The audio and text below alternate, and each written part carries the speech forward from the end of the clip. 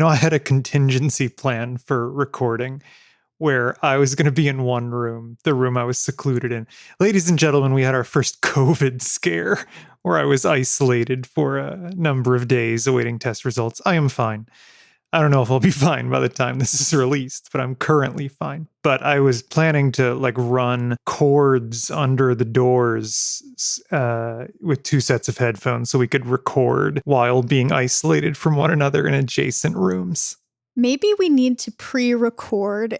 You need to, first of all, show me how to upload the podcast. In case I die. And we need to pre-record a message that's like an emergency message. In case tragedy is befallen. Yeah, there's not a podcast this week because one of us is gravely ill. Yeah. Don't forget we're in Florida in case wherever you're listening to this, it's normal.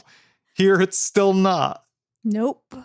Well, actually, according to our government, it is normal. Yeah, it's true. Everything is open now. 100% capacity. Yeah. Back to normal.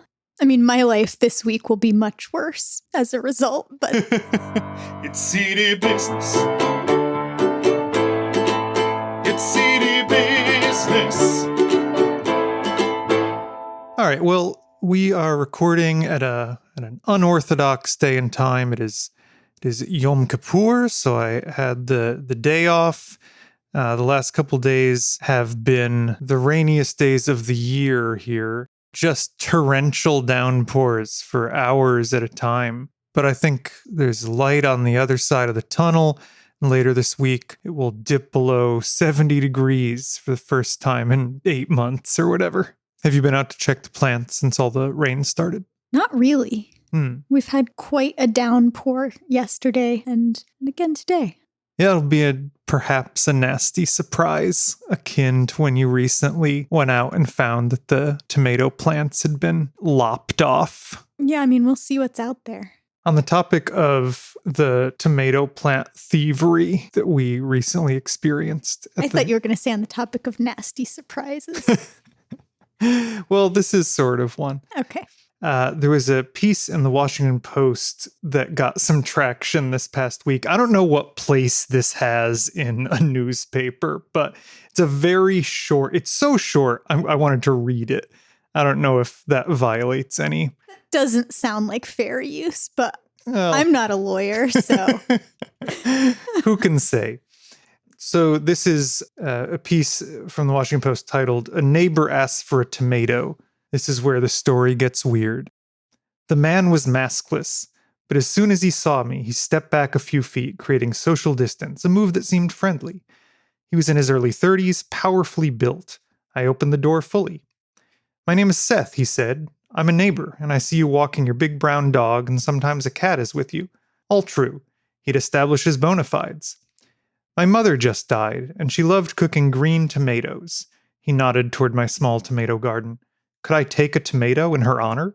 He seemed winningly earnest. "You can't take a tomato," I said, "but you can take 5 or 6. Just help yourself." He looked at me and then back at the garden. "Can I take a whole plant?" he asked. He sensed my suspicion. It would give him pleasure to watch the tomatoes grow, he explained, cooking them up when they were large and green enough, the way his ma did. My garden isn't so much a garden as 17 big plastic pots with a plant each. That sounds familiar. There isn't much dirt in the inner city, so I'd imported my own. That also sounds familiar. His request was a little odd, but his mom. I invited him to choose a plant, and he did, and waddled off with it. They're pretty heavy. A couple of days later, I met him in the street. He was still maskless, but this time he was also shirtless. He reminded me who he was, and wanted to thank me again for the tomato plants. I came back at night and took another one. Silence. He indignantly asked me to thank him for thanking me for the plants. "You stole a plant," I said. At this point, he launched into a high-pitched, high-decibel condemnation of me. It was personal and nasty. He also informed me that he owned 5 houses, that I should be compassionate and make allowances because his mother had died. I began backing away into my house. He asked me if I had anything to tell him. He really, really wanted that thank you. And I responded that what I most wanted to tell him was to wear a mask. The next day, there were fire trucks in front of my house. A firefighter told me that there had been an altercation involving a neighbor and a firefighter was injured. The other end of the block was all police cars. One of the cops told me that a man had been selling scrounged goods illegally from a nearby parking lot, and that when he was confronted, he became violent and smashed the window of a fire truck. I looked at the assemblage of scrounged goods. Among the items, a door, some clothes hangers, a broken kid's bike. There was at least one big plastic flower pot, no plants inside. The officer said the man was being taken into custody. He nodded toward a police van. From inside, I heard someone screaming, "Let me go! My mother died! My mother died!" The next day, I stopped at a neighborhood convenience store near where Seth had been apprehended. The proprietor, whom I knew well, told me Seth had been a nice man, a good customer until recently, when he began to act erratically. I asked him if Seth had been released from jail yet. That's usually what happens with relatively minor crimes. He looked at me like I was nuts. "He won't be released," he said. "He's been charged with murder. He strangled his mother. End piece." That just every sentence of that gets wilder and wilder. There are a bunch of little, I think, gems in that. First of all, that guy walks his cat, and that isn't even addressed in the piece at all. I think that if we ever meet whoever or whatever took our tomato plant, that we should leave them or it alone. Well, considering that it was probably a raccoon, I agree. But maybe a matricidal raccoon. Have you considered that? I think the amount that you should leave raccoons alone is entirely. Wait, did you or did you not less than 24 hours ago suggest getting a raccoon as a companion animal for our cat because you thought that they might hug? Yeah, I thought that would be cute. I proposed that as a cute thought. Yeah, it's a cute thought. It's not an actionable thought, but it's a cute thought. Well, I also often propose getting her a pig or a monkey. I've proposed a number of really inappropriate pets for our cat. I think she wants an exotic pet. That's all. Well, we're in Florida. It could be like an enormous snake or a gator. All right. So speaking of the tomato plants, why don't you tell us what is in the garden? Then let us cultivate our garden. It's the only way to make life endurable.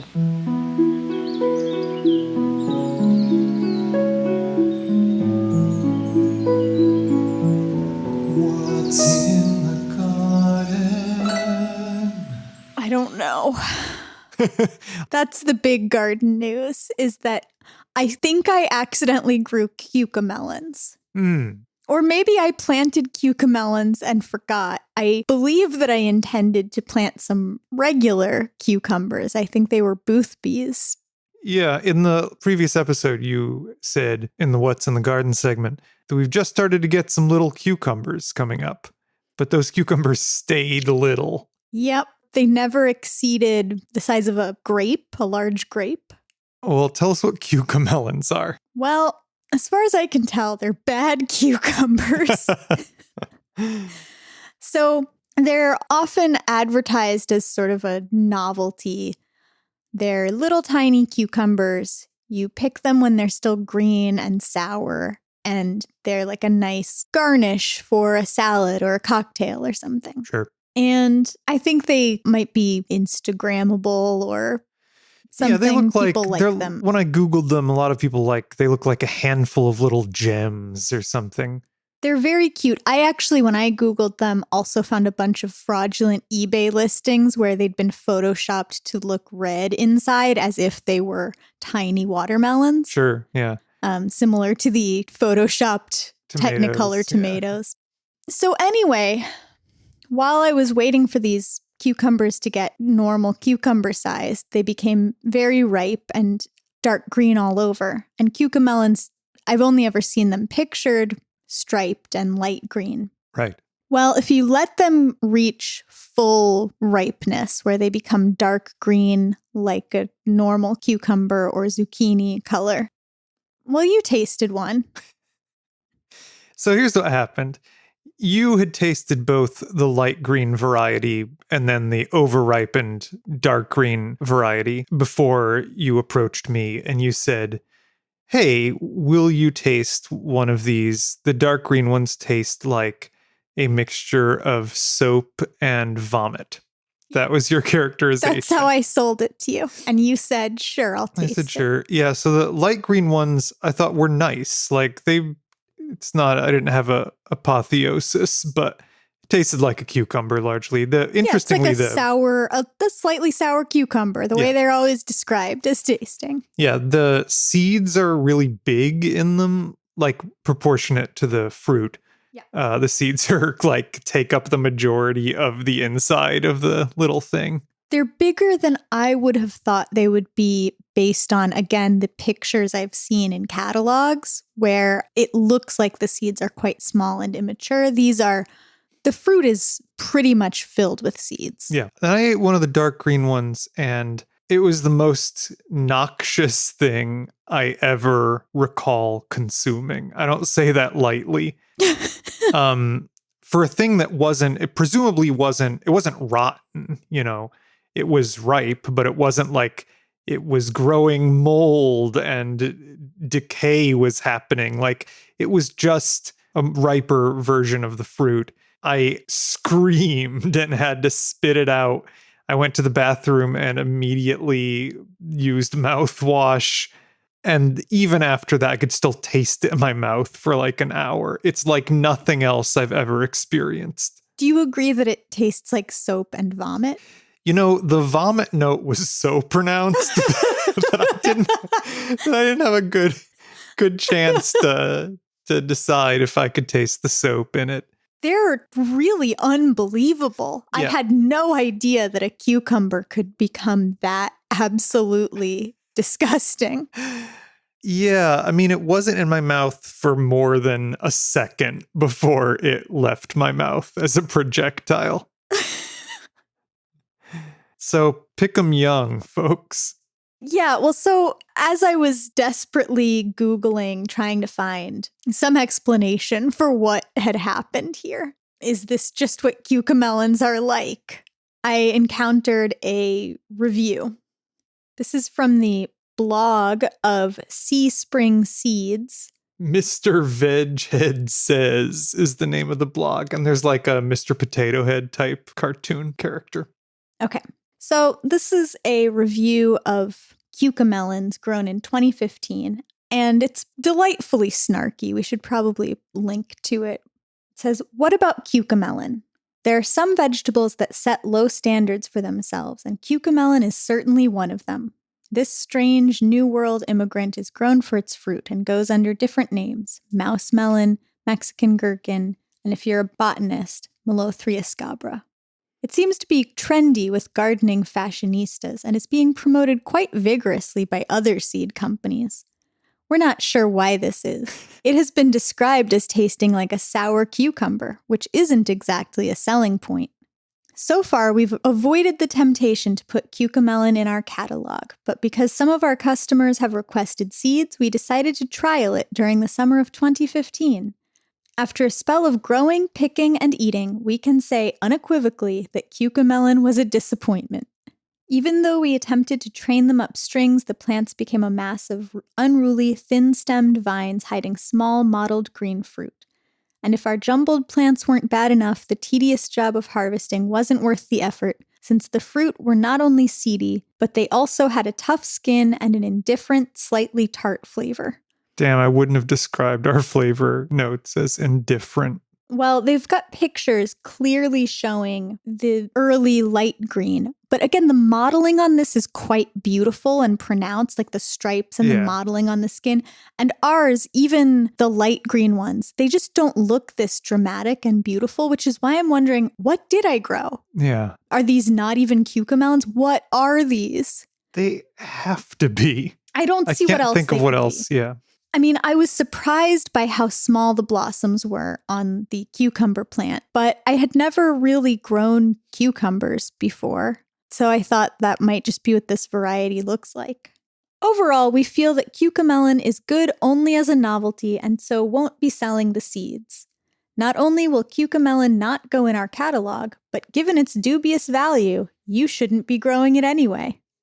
I mean, I love Very that. English. Yeah. I love that dismissive conclusion. And you know what? I agree. If this is what cucamelons are, absolutely, they are not worth the time or space. Yeah, they'd be avoided at all costs, I would say. At best, they taste fine. And at worst, they taste like poison. Is this a thing that everyone else knows about cucamelons? If you let them over ripen and become dark green, they taste like poison? Who knows?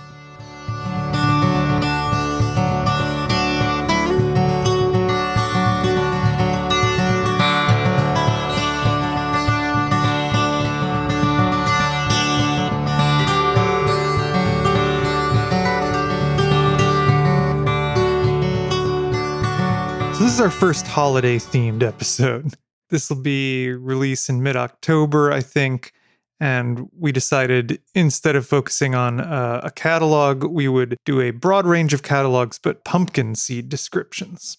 We have a fraught relationship with pumpkin seeds in this house. Oh, you mean your transgression? Yeah. Are you referring to your transgression? So there's a period of time a few years ago where Trader Joe's sells these big bags of pumpkin seeds, and you can get them either roasted and shelled and roasted, or still in the shell. And I insisted on getting bags of them still shelled because I did like to eat them with the shell on it still. And I'm not going to bother with that. I'm only going to eat already shelled pepitas in salads or whatever. And I'm not going to go around spitting out pumpkin seed shells, cracking them with my teeth. Well, in any case, I was soon swayed to your position on this. Only after purchasing several pounds. Well, not only did I purchase several bags of them, I inadvertently opened 2 bags and ate almost none out of each of those 2 bags.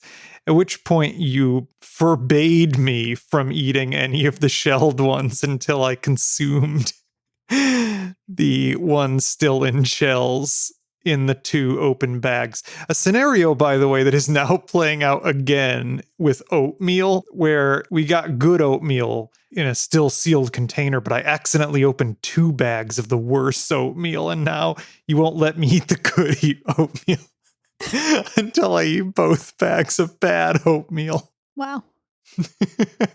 Yeah, that's pretty rough. Yeah. But that's the pumpkin seed situation.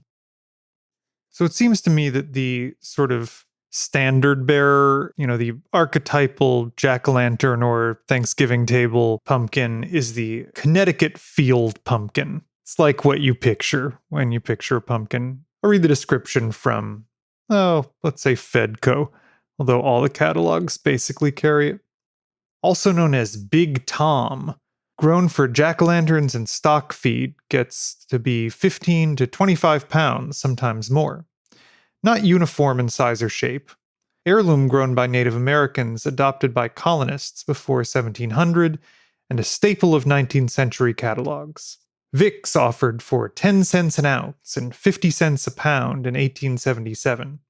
Ripens for us in good years, but often we must pick green. Last year, I think we went to try to get pumpkins. This is for Thanksgiving, I guess. But oh, yeah, we had a lot of trouble finding pumpkins in the store around here. And I don't think it was because they were sold out. I think it was just because after Halloween, they just don't have them in stores anymore. Do you remember what variety of weird thing we ended up getting? I think it was probably a kabocha squash. Huh. But yeah, I was looking for pie pumpkins and coming up with absolutely nothing. Not because I wanted to make a pie with them. I would have accepted a butternut squash or something if I'd been trying to make a pie, but for presentation purposes. I wanted an edible but classic pumpkin for our Thanksgiving table. Well, that pumpkin, in terms of cooking with it, is often the small sugar pumpkin. Yeah. I'll read a description of that from Burpee. Small sugar is even better for pies than its larger cousin, Connecticut field pumpkin. When Mr. Burpee offered it in 1887, he said, "A very prolific and handsome little pumpkin. Usual size about 10 inches in diameter.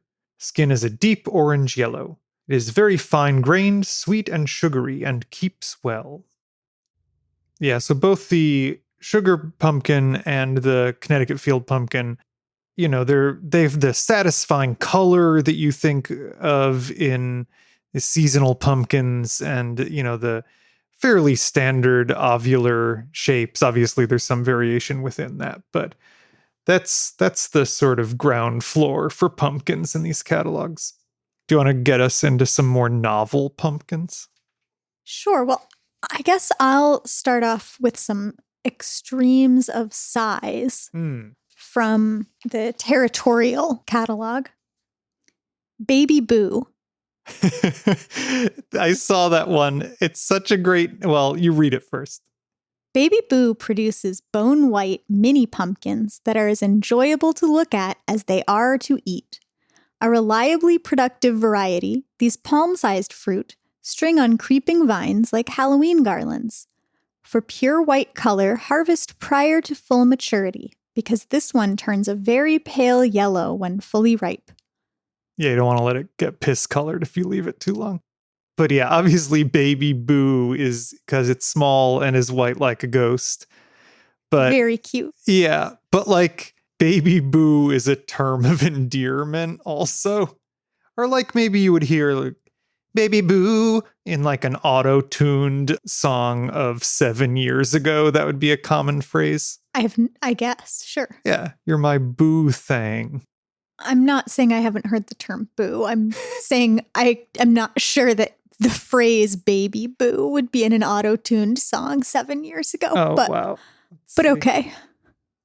And they illustrate the small, they illustrate these diminutive pumpkins by placing them inside like a muffin tin lined with cupcake papers to show you that these are cupcake-sized pumpkins, which is very cute.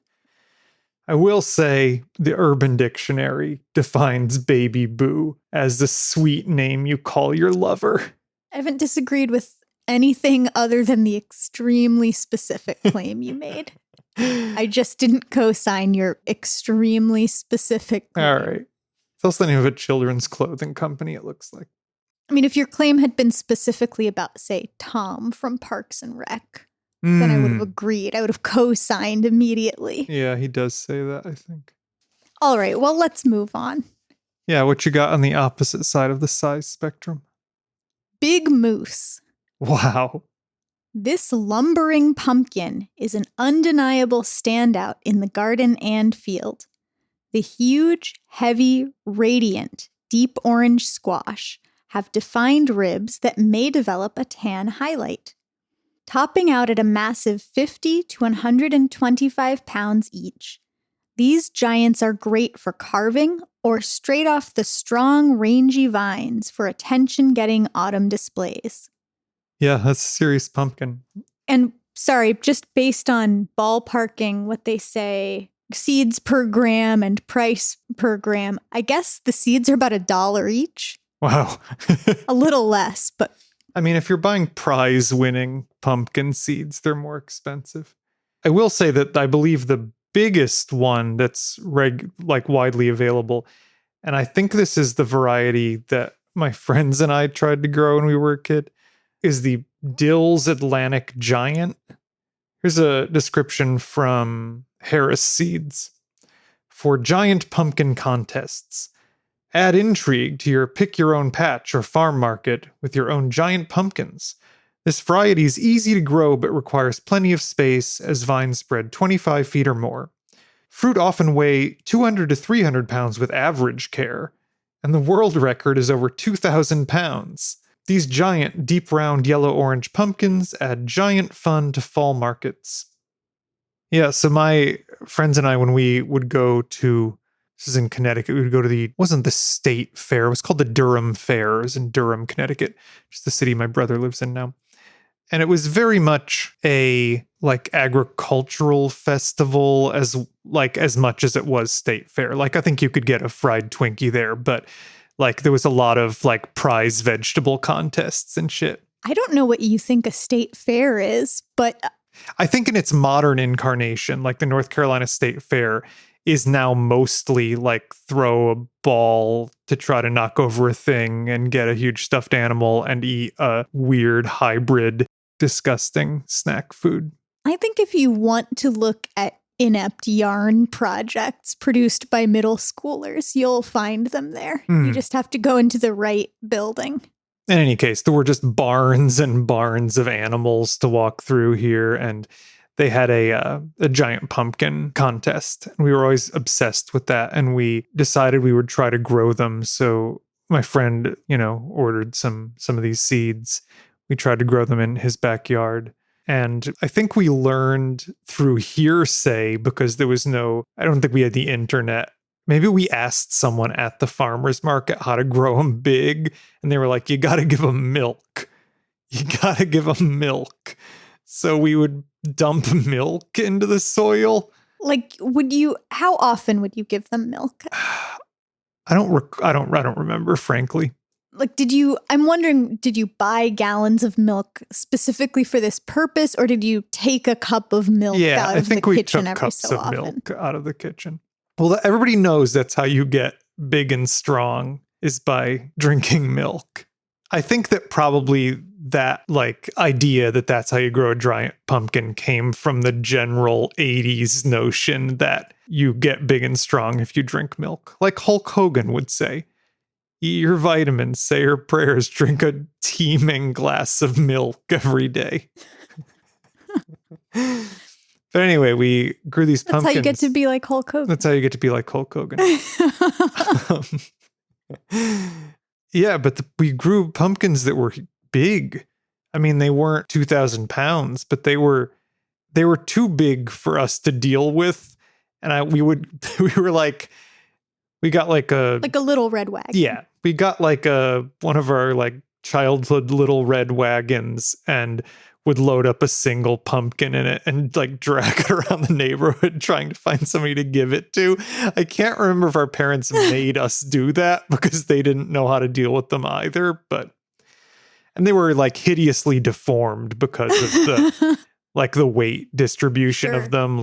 If you're a person who's actually growing prize-winning pumpkins, you have to manage the way they sit for too long. You probably have to build supports. Yeah, right, stuff. Exactly, which we didn't do. We just got freakish big, but not prize-winning pumpkins. So how tall is a 2,000-pound pumpkin? Ooh, boy, I don't know. I mean, they sit on their sides. So maybe how long is a better... Well, whatever. And I'm wondering if it could be a suitable, if you could scrape it out and dry the shell, would it be a playhouse for a child? Oh, wow, that'd be so cool. Could you build a replica carriage? Cinderella carriage? Yeah. Wow, good question. Yeah, speaking of Cinderella, let's read a description of the Cinderella's carriage hybrid pumpkin seed. And this is distinct, incidentally, from the variety that Cinderella's carriage was initially modeled after, right? Which we should read a description of after this. Okay. Yeah. But this one is from Park Seed. When you grow Cinderella's carriage hybrid, all that's missing is the glass slipper. Fairy tale beauty arises with every new fruit. Bright red and very flat, with strong ribbing, these magnificent pumpkins look for all the world like they need only the wave of the wand to transform into a glittering coach. Luckily, their beauty is far deeper than those brilliant rinds, and the garden performance is nearly as magical as their looks. Cinderella's carriage is a new hybrid, descended from the antique French pumpkins made famous in illustrations of the classic fairy tale. These fruits weigh 25 to 35 pounds each, and spread 15 to 18 inches wide with heavy ribbing and lovely strong curved handles. The rind is such a bright shade of red, it really does look painted.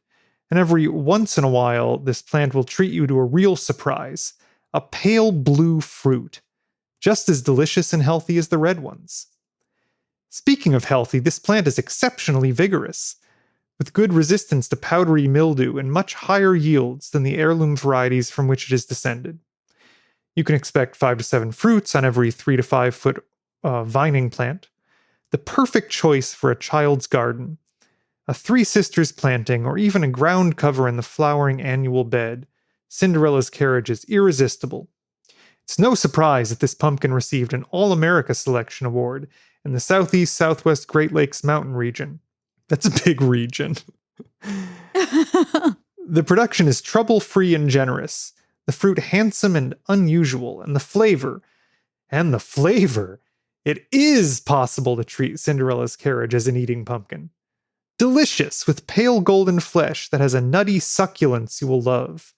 Everything about this newcomer is distinctive and pleasing.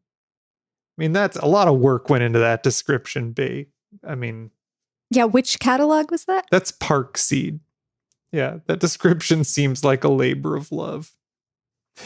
They look for all the world like they need only the wave of the wand to transform. It's really great. I'm very happy about that. I don't think of Park Seed as being whimsical in that way either. So, all right. Well, let's read a description of the pumpkin that was in fact the model for Cinderella's carriage in the original, which is the Rouge Vif, I think. Maybe that's how you would say that. It's unclear. You have a description pulled up? So this is the description from the Fedco catalog for the Rouge Vif de Temps medium pumpkin. Also known as Cinderella, squash expert Amy Goldman says it, quote, coasts on its looks alone, insipid and watery. Wow, that is damning. Not so, dissents Donna Fraser Leary of Charlotte, Vermont. You do this versatile pumpkin an injustice. While their flavor is somewhat milder than a winter squash and the texture somewhat fibrous, my daughter and I like it so much we steam the pumpkin and eat it still in the shell. I use it in all my favorite recipes that call for squash or pumpkin. Rosalind Creasy says, chefs in France use it as a base in their vegetable stock and bake garlic, onions, and leeks in the pumpkin to scoop right from the shell into a Swiss cheese leek soup. While folks may disagree about its eating quality, I fall closer to Goldman's camp. No one can gainsay its spectacular beauty. This French heirloom turns the pumpkin patch into a glowing blaze with its decorative, deeply ridged, burnt orange to red, 7 to 30 pound flattened fruits. Because of its thin skin, not a great keeper. Originated in France in the early 1800s, named for a town south of Paris. Introduced to the U.S. by Burpee in 1883. Insipid and watery. It really sounds like a value judgment on it more than anything objective. They're quite beautiful. They're beautiful, yeah. Yeah, I mean, it's so iconic looking. I feel like I'm in Charlie Brown's pumpkin patch or something. Yeah, they're very deep, almost red. On the other hand, I'm going to read a description of the pumpkin warty goblin. It's not particularly lovely. I'm going to show Allison a picture of it. Oh, cool. Yeah, I mean, it's a pumpkin that looks like it has a lot of green warts on it. Warty Goblin, this is from Harris Seeds. Warty Goblin pumpkin seed produces heavily warted pumpkins that are frighteningly cool. The round to tall pumpkins have an orange hard shell rind and green warts that stay green for several weeks after harvest. Warty Goblin has a well-proportioned dark green stem that is firmly attached. The warted fruit are produced on a full vine that offers intermediate resistance to powdery mildew. This is a unique pumpkin variety that sparks interest at markets and pumpkin patches. Yeah, it's pretty cool. It's gross looking. It legitimately is gross looking. I mean, was this bred? It's a F1 hybrid. Was it bred for this as a Halloween novelty? Probably. Well, actually, speaking of interesting hybrid pumpkins, I've got one from the High Mowing Organic Seed Catalog. So this is High Mowing's description of the Pie Pita F1. A dual-purpose fruit with bright orange, sweet flesh and light green, hull-less seeds. Wow, the dream. A brilliant development in pie pumpkins from our friend Dr. Brent Loy at the University of New Hampshire. Delicious, High Brix pie pumpkin flesh with the added bonus of hullless seeds inside. Each fruit yields on average 1/4 pound of seeds, which are perfect lightly salted and roasted. Vigorous vining plants produce 3 to 4 pumpkins each. Average yield exceeds 500 pounds of seed per acre. A portion of the sales of this variety are paid to the breeder. And there's a picture of one cut open, and it's a very solid, there's not a big cavity inside the squash. It's a very solid flesh, and then it's full of quite obviously hullless seeds. Wow. That would satisfy all our needs, I think. Gourmet flesh, hullless seeds. Hell yeah. I mean, there are honestly, I'm looking through Johnny's seeds at the moment, and there are so many interesting hybrid, like way more than we have time to talk about. But it seems like these have been bred for all kinds of weird Halloween shit, like from warded things to different colors to there is the smoothie pumpkin that I said the Connecticut field pumpkin was iconic, but the smoothie pumpkin is meant it to be super smooth so you can paint on it. Well, so aside from Christmas trees, pumpkins are the only major crop I can think of that people use as a decoration. And so having a variety of them maybe is the way to boost your sales. Sure. People want an assortment of interesting looking pumpkins and squashes for their fall porch display or table or whatever. There's this snowball that's a round white pumpkin about the size of a snowball. There's the knucklehead, which has like warding like the other one, but they're not green. It's like orange warding on it. There's a bunch of flat ones, different proportions to the oval. There's one called Turk's Turban. It's a colorful buttercup-shaped fall display edition. Prominent blossom and button is striped silver, green, and white with a scarlet top that measures 7 to 9 inches across. I don't know that they need to call it Turk's Turban, but... I'll read from the Bountiful Gardens catalog. Winter Luxury. Heirloom from 1893, especially for the best pies, soups, and main dishes. Makes the most velvety pumpkin pie, productive, medium size, 10 inches or so, almost globe-shaped, and ripens early. The skin is finely netted from all the sugar in the flesh. The flesh is very thick, sweet, and deep golden in color. This is a great multi-use pumpkin that is orange and round enough for Halloween, but is a high-quality, long-keeping food source as well. Sort of a classic pumpkin. It's orange. It's more or less round. Another one that seems to be in most of these catalogs, like a very popular one, appears to be the Long Island cheese pumpkin. Reading from Seed Savers. It's an East Coast historic variety long remembered as a great pie squash by people in New York and New Jersey. Mentioned as early as 1806 by Bernard McMahon of Philadelphia. Named for its resemblance to a wheel of cheese. Flattened ribbed buff-colored pumpkins average 6 to 12 pounds. Sweet, deep orange flesh. Good keeper. It's orange, but it's a much mellower orange. I can see why they think it looks like cheese, I guess.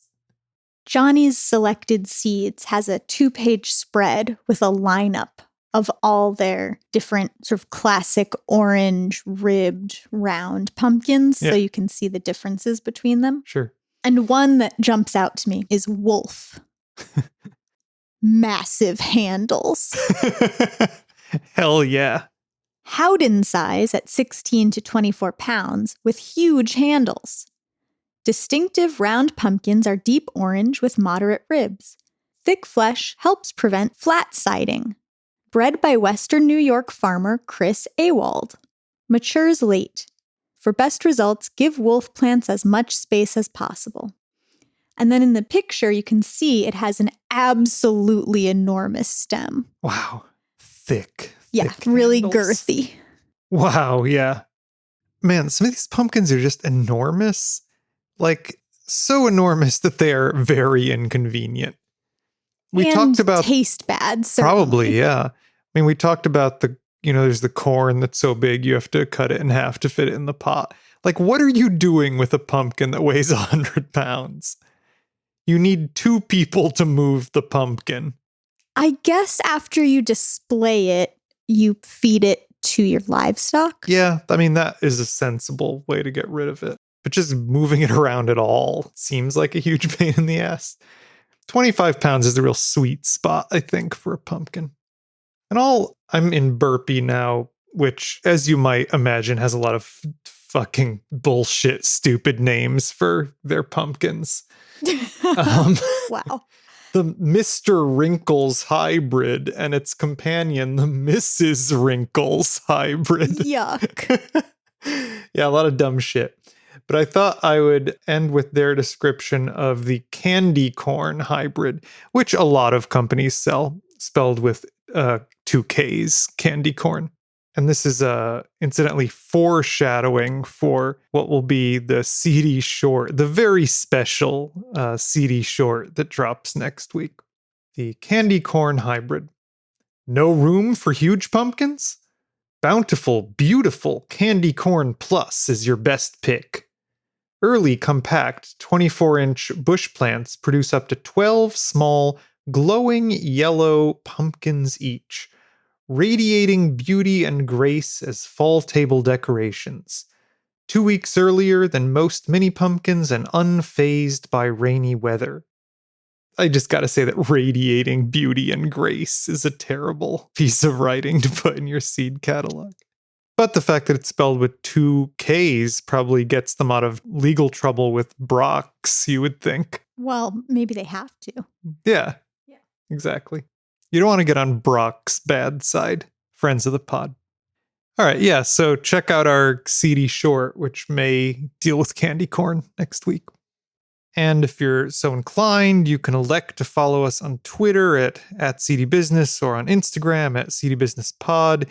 You can email us at seedybusinesspod@gmail.com. You can leave us a review to tell us whether you would prefer more or less information about the horrors of the world in this hard-hitting podcast. Yeah. And if you make it through October, Shocktober, the season of ghouls of all sorts, then you should eat your vegetables. We're all just doing the best we can. Speak for yourself. It's seedy business. It's seedy business. Boring talk about seeds, seedy talk between pores. Mind-numbing chatter about ovules and spores. We'll take a ditch and we'll moan and split the difference. It's seedy business.